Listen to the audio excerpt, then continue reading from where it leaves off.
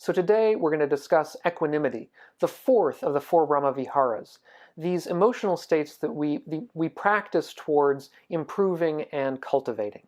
Coming right up.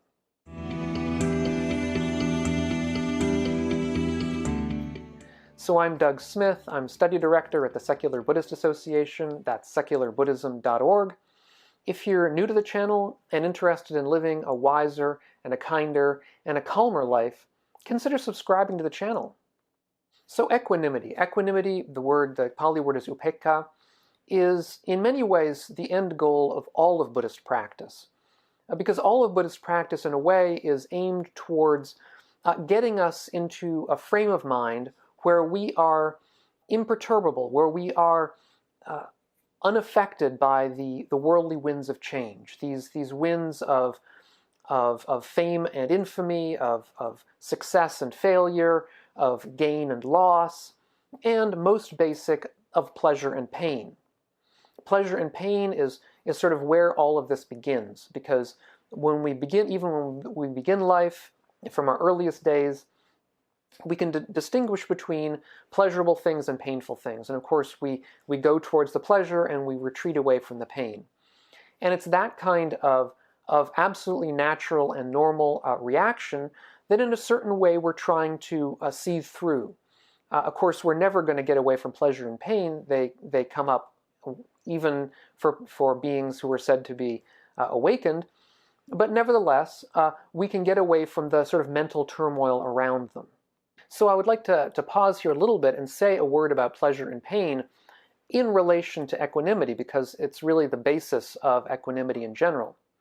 In one of the suttas of the Majjhima Nikaya, the Buddha has a discussion with Uttara the Brahmin about the correct way to develop our sense faculties. Because, of course, our sense faculties are probably the strongest way that we see pleasure and pain, the one that comes to mind the most.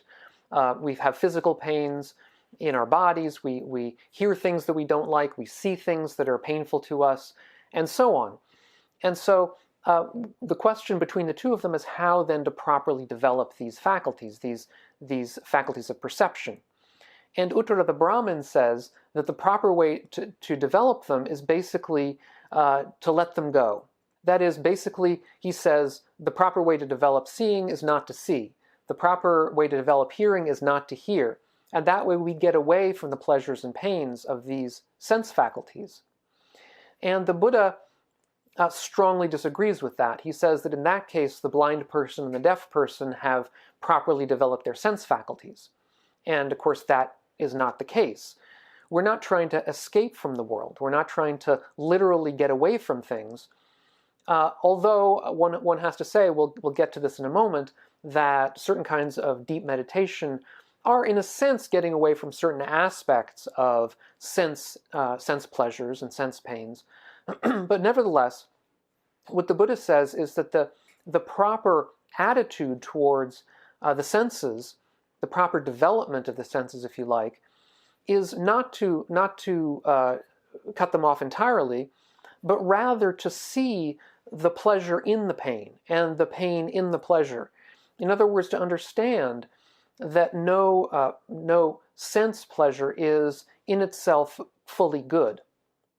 For instance, it comes to an end. It has aspects that may be distasteful to us in certain ways. Pleasurable cake that we're eating may lead to us feeling sick in the future or gaining weight or whatever. And the pains that we're going through now may be to a better end. So what the Buddha says is we should train our mind such that we don't approach these pleasures and pains with the attitude that these are perfectly pleasurable and perfectly painful, and that they will extend forever. And the Western monk Thanissaro Bhikkhu has described this as saying that what we're not looking for sort of cold indifference to the senses. That will be the sort of cutting them off sense, but rather to a kind of mental imperturbability, that we won't be perturbed emotionally by the worldly winds of pleasures and pains. And this equanimity of the senses is known in the early texts as carnal equanimity, sort of bodily equanimity, because the senses are thought of as sort of parts of the body. We have the senses because of our bodies. And so that's carnal equanimity. They also discuss what's translated as spiritual equanimity. And spiritual equanimity is going to be what's called the fourth jhana. And the jhanas are these deep meditative states, these deep states of absorbed meditation into their objects. And there's traditionally 4 of the jhanas, which the Buddha himself goes through regularly when he says he's going to attain enlightenment, or when he did attain enlightenment. The 4th of these, the final one, is equanimity. And so that itself is interesting, because we have the 4th jhana being equanimity. Also the 4th of the Brahmaviharas, which we'll come to in a moment, is also equanimity. So we have these kinds of parallels with the jhanas and with the Brahmaviharas, and parallels with their final stage. And these are both sort of seen as ways of purifying the mind from its normal tendency to be swayed by factors of the world. And then he says there's also an equanimity that's even more spiritual than the spiritual. That's how it's translated. And that is the equanimity, it's said, of the awakened person who reviews her mind once she's become awakened, and reviews it with equanimity. So that's, anyway, a background on the various kinds of equanimity we find, or some of the various kinds, in the early texts. Now let's turn to the early practice.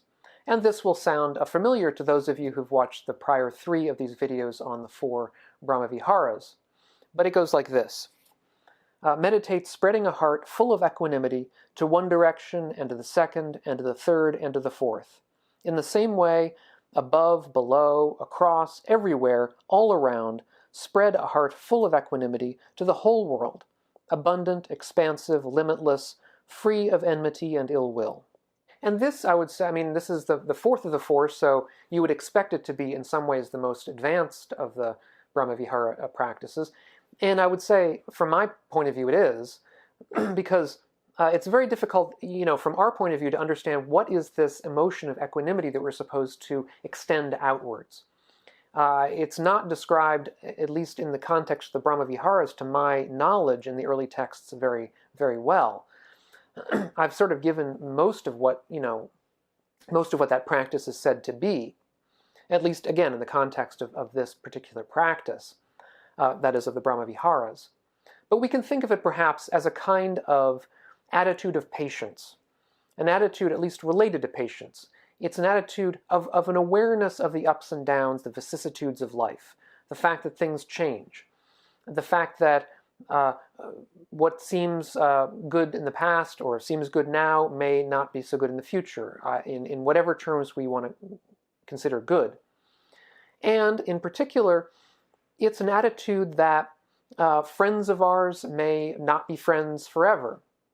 They may pass away, they may become enemies. People that we look upon kindly we may not look upon kindly in the future, and the reverse. People that we look upon now as enemies, we may not look upon as enemies in the future. They may, in fact, be doing us a great service in many respects. They may become friends of ours.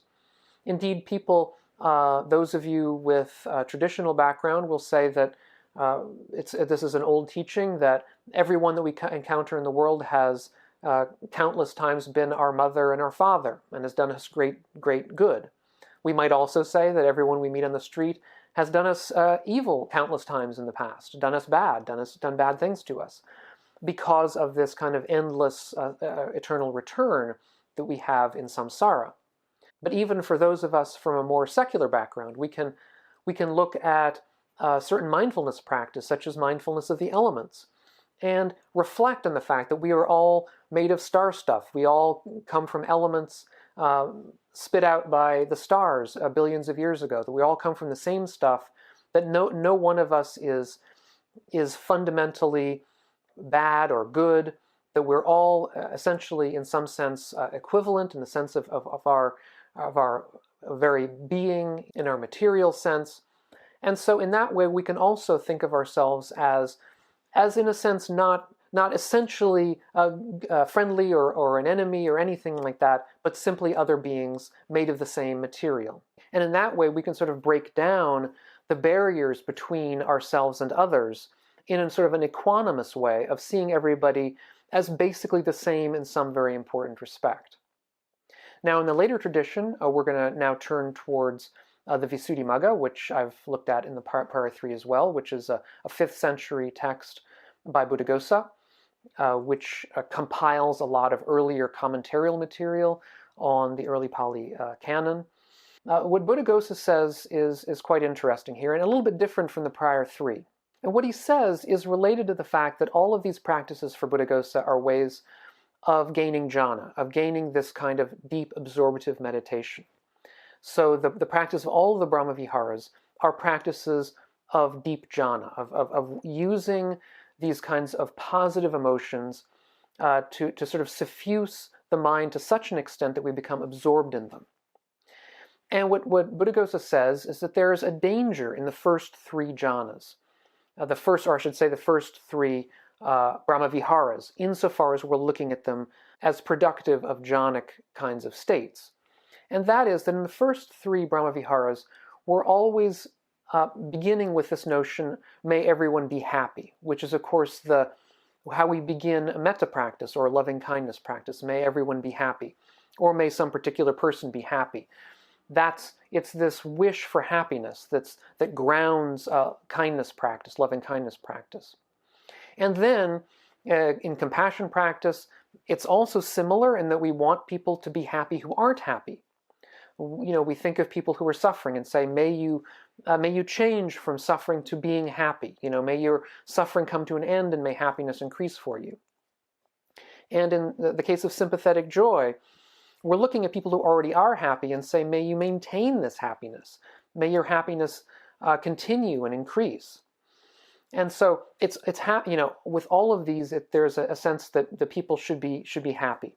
But as Buddhaghosa says, there are various dangers in this kind of attitude.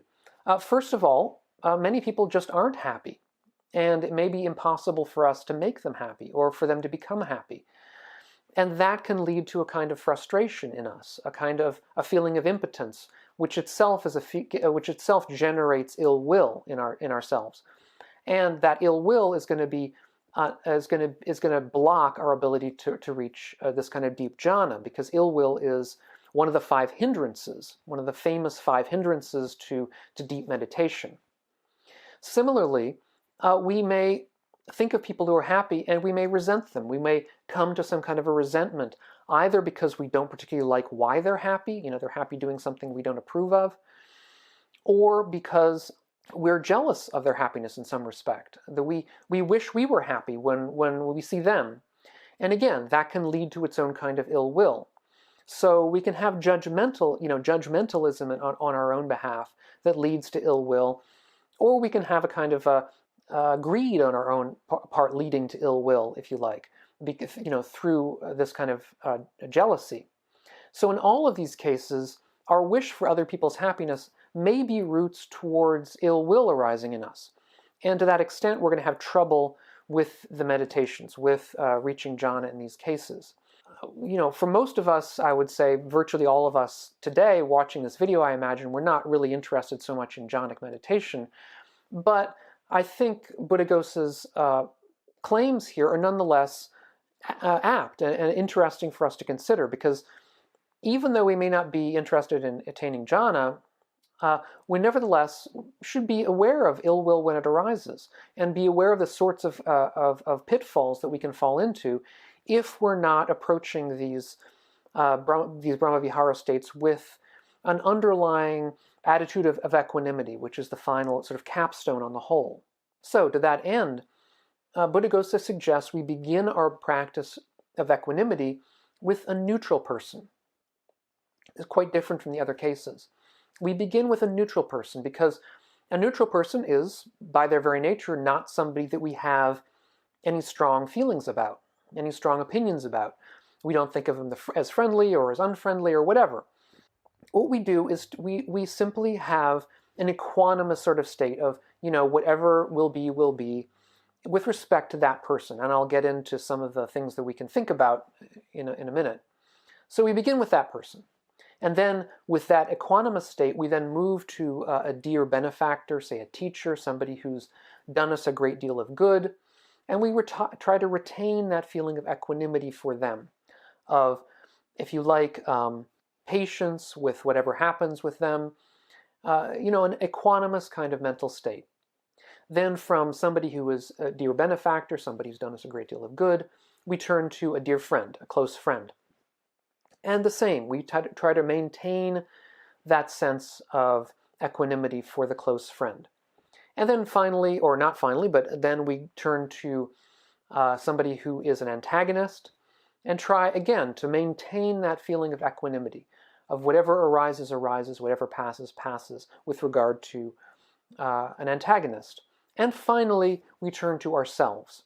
And this is interesting that we turn to ourselves at the end, presumably because for Buddhaghosa, it's most difficult to have equanimity towards yourself. You want the best for yourself. You want to be always happy.